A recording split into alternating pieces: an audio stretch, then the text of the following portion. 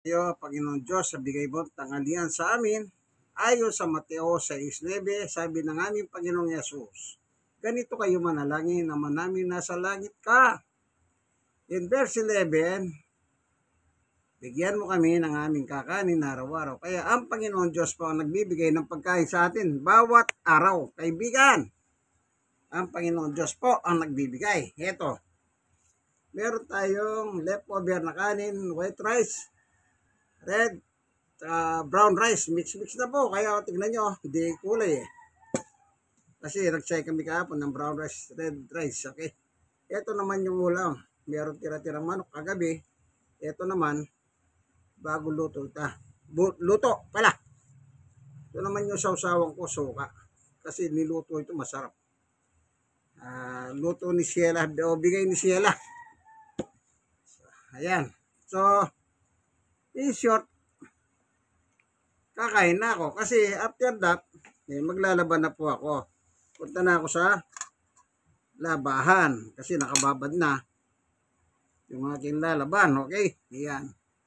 Sasaw-saw natin sa suka para masarap.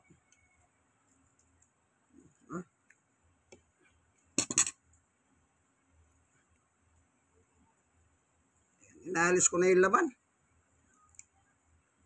So, ilalagay natin sa suka, nakababad.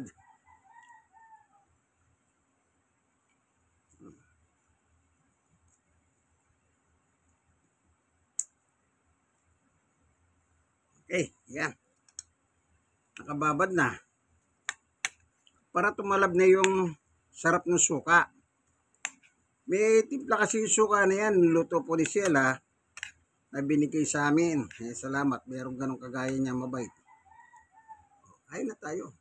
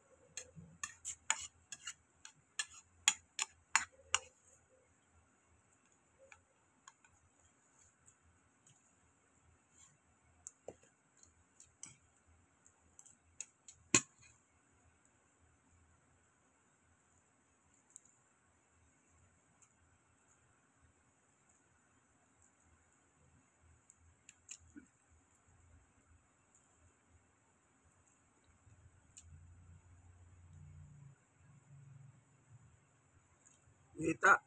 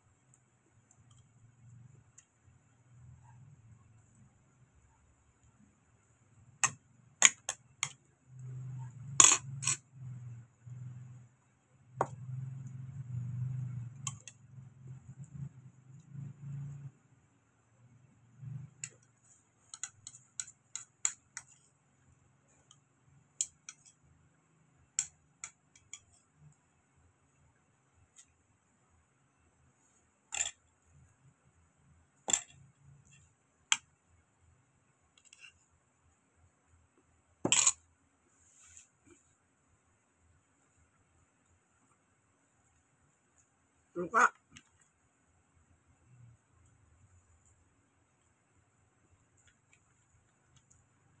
Masarap.